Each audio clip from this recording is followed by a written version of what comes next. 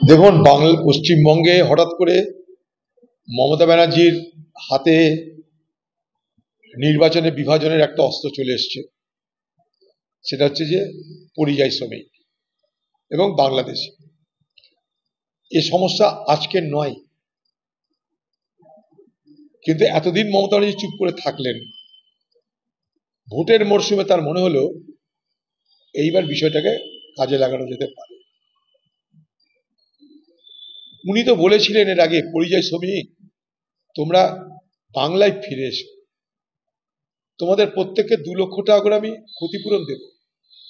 এ বাংলায় তোমাদের জন্য আমি আলাদা অ্যাপ চালু করে, পোর্টাল চালু করে কর্মের ব্যবস্থা করব। পরিযায়ী শ্রমিক সব বাংলায় ফিরে এসো। এখন উনি বলছেন 22 লক্ষ পরিযায়ী। কোভিডের সময় বলেছিলেন 53 লক্ষ পরিযায়ী। পশ্চিমবঙ্গ সরকারের কাছে নিজের কাছে তথ্য নেই যে পশ্চিমবঙ্গে অ্যাকচুয়াল পরিযায়ী শ্রমিকের সংখ্যা কত। কারণ পরিযায়ী শ্রমিক নিয়ে পশ্চিমবঙ্গে কখনো ভাবনা চিন্তা হয়নি। ভোটের মরশুমে তাদেরকে হঠাৎ দর বেড়ে গেছে পরিযায়ী শ্রমিকদের। পরিযায়ী শ্রমিকদের নিজেদের বাঁচার জন্য পরিযায়ী শ্রমিকদের পরিবারেরা তারা বিচার ব্যবস্থার দ্বারস্থ হচ্ছে কেন? সেখানে সরকার পারল না কেন? পশ্চিমবঙ্গ সরকারের মুখ্যমন্ত্রী উড়িষ্যা যাচ্ছেন না কেন? পশ্চিমবঙ্গ সরকারের মুখ্যমন্ত্রী মহারাষ্ট্র যাচ্ছেন না কেন? সেখানে গিয়ে মুখ্যমন্ত্রী দেখা করে বলুন, সেখানকার বাঙালি যারা যেখানে যেখানে বসবাস করে সেখানে সেখানে যান। কে মানা করেছে আপনাকে যেতে? আপনি দিল্লিতে যেখানে বাঙালিরা বাস করে সেসব জায়গায় যান। কোনোদিন গেছেন? আপনি যান। ভোটের মরশুমে বাজার চলে এসছে, আপনার হাতে একটা অস্ত্র চলে এসছে। এদিকে বাংলাদেশি হবে, ওদিকে রোহিঙ্গা হবে, মাঝখান থেকে ভোটের বিভাজন করা উদ্দেশ্য। এনআরসি, এর আগে এনআরসি কাজে লেগেছিল, এবার এনআরসি জায়গায় পরিযায়ী শ্রমিক কাজে লাগবে। অথচ পরিযায়ী শ্রমিক দেখার জন্য একটা মন্ত্রক, একটা মন্ত্রী করার জন্য আমি দাবি করেছিলাম কোভিডের আমলে, চ্যালেঞ্জ করে বলছি। মমতা ব্যানার্জিকে চিঠিও দিয়েছিলাম, হয়নি।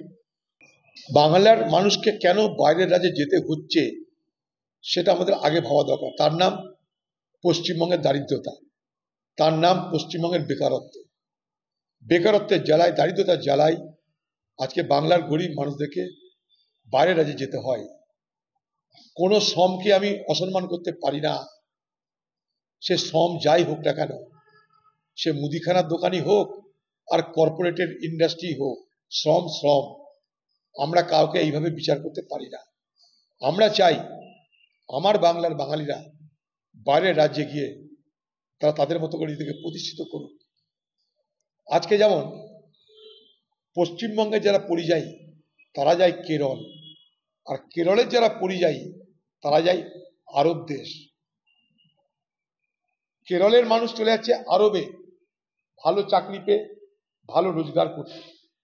কেরল সরকারের যা মোট রোজগার বছরে তার 70% কেরলের যারা পরিযায়ী মানুষ, যারা মাইগ্রেট করে কেরল থেকে আরব দেশে, তারা টাকা পাঠায় বলে কেরল সরকারের 70% খরচ সেই টাকা থেকে হয়।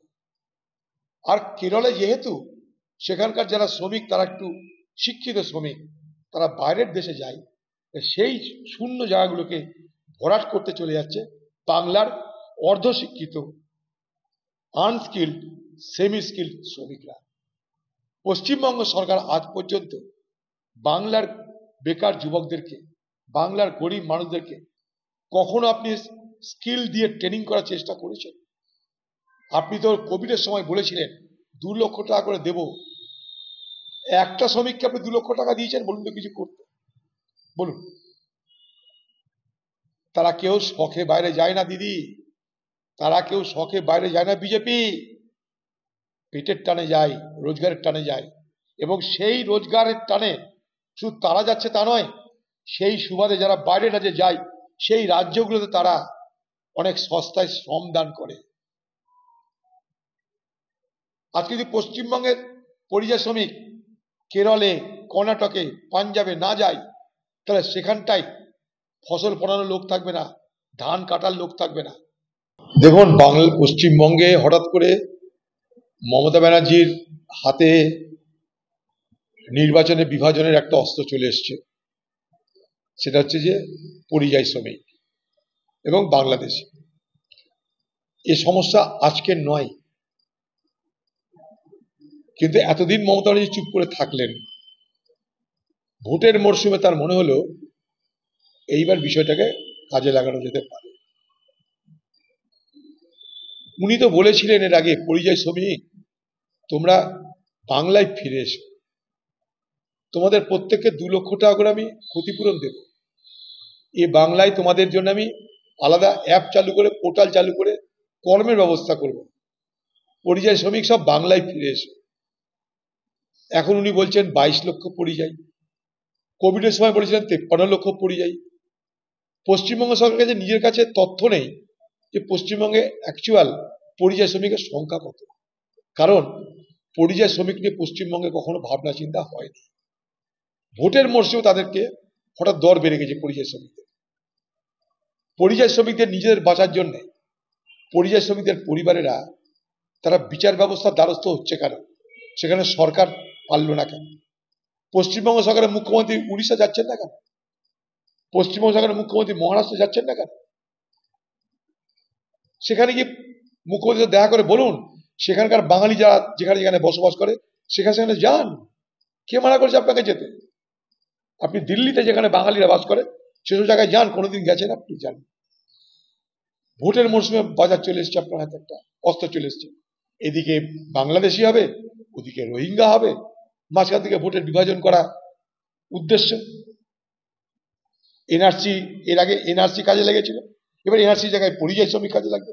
অথচ পরিযায়ী শ্রমিকদের দেখার জন্য একটা মন্ত্রক, একটা মন্ত্রী করার জন্য আমি দাবি করেছিলাম কোভিডের আমলে, চ্যালেঞ্জ করে বলছি। মমতা ব্যানার্জিকে চিঠিও দিয়েছিলাম, হয়নি।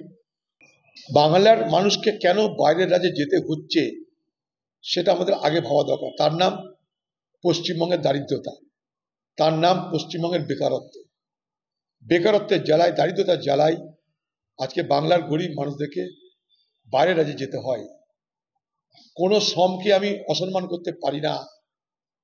সে শ্রম যাই হোক না কেন, সে মুদিখানার দোকানই হোক আর কর্পোরেটের ইন্ডাস্ট্রি হোক, শ্রম শ্রম। আমরা কাউকে এইভাবে বিচার করতে পারি না। আমরা চাই আমার বাংলার বাঙালিরা বাইরের রাজ্যে গিয়ে তারা তাদের মতো করে নিজেকে প্রতিষ্ঠিত করুক। আজকে যেমন পশ্চিমবঙ্গের যারা পরিযায়ী তারা যায় কেরল, আর কেরলের যারা পরিযায়ী তারা যায় আরব দেশ।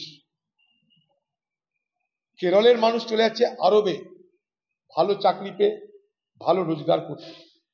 কেরল সরকারের যা মোট রোজগার বছরে তার 70% কেরলের যারা পরিযায়ী মানুষ, যারা মাইগ্রেট করে কেরল থেকে আরব দেশে, তারা টাকা পাঠায় বলে কেরল সরকারের 70% খরচ সেই টাকা থেকে হয়।